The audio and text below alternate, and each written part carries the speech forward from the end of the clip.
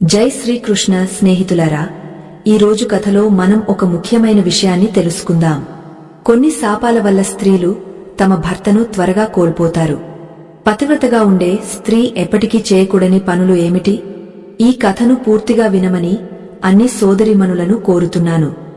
సమయం వృథా చేయకుండా కథను ప్రారంభిద్దాం. ఒకసారి శ్రీ విష్ణుమూర్తి భక్తుడైన నారద మహర్షి ఆకాశమార్గంలో సంచరిస్తున్నారు. ఆయన భూమిపైన కొందరు స్త్రీలను చూశారు. వారు పూలు కోస్తున్నారు. అందరూ ఒకే వయస్సు వారిలా కనిపించారు. కాని ఒక స్త్రీ వితంతువై దున్హకంలో జీవిస్తోంది. మిగిలిన స్త్రీలు తమ భర్తలతో సుఖంగా జీవిస్తున్నారు. ఈ దృశ్యం చూసిన నారద మహర్షి ఆశ్చర్యపోయారు.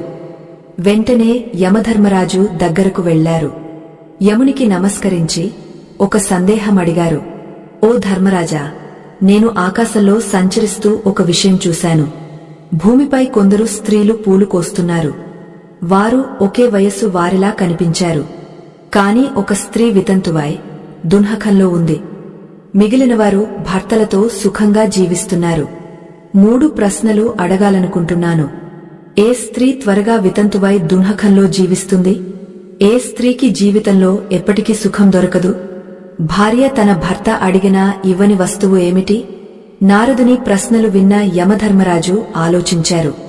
ఓ నారదా, నీవు చెప్పిన స్త్రీలలో ఒకరు వితంతువై దున్హకిస్తోంది. మిగిలినవారు భర్తలతో సుఖంగా ఉన్నారు. ఈ విషయాన్ని ఒక కథ ద్వారా చెప్పాలనుకుంటున్నాను. ఈ కథను శ్రద్ధగా విను. అర్థం కాకుండా వినేవారికి అర్థం జ్ఞానం లభిస్తుంది. శ్రద్ధగా వింటే నీ 3 ప్రశ్నలకు సమాధానాలు దొరుకుతాయి. నారదుడు సంతోషంగా సమ్మతించారు. ఓ ధర్మరాజా, నీ కథను పూర్తిగా వింటాను. ఈ కథను ప్రపంచంలోని స్త్రీలందరికీ చెబుతాను. యమధర్మరాజు కథను చెప్పడం ప్రారంభించారు. ముందుగా సుఖంగా జీవిస్తున్న స్త్రీ కథ చెబుతాను. ఆ స్త్రీ కోసల రాజ్యంలో ఒక సేవకుని భార్య. ఆ సేవకుడు తన భార్యపై పూర్తి నమ్మకముంచాడు. ఆమె చరిత్రవంతమైన పతివ్రత అని అందరితో చెప్పేవాడు. తన స్నేహితులతో ఆమె గుణగణాలను గొప్పగా చెప్పేవాడు. ఆమె గురించి ఊరంతా మాట్లాడుకునేవారు. ఈ విషయం రాజసభకు కూడా చేరింది. రాజు ఆ సేవకుణ్ణి పిలిపించాడు. నీవు నీ భార్యను చరిత్రవంతమైన స్త్రీ అని చెబుతావు. నీ భార్య నిజంగా అటువంటి స్త్రీనా?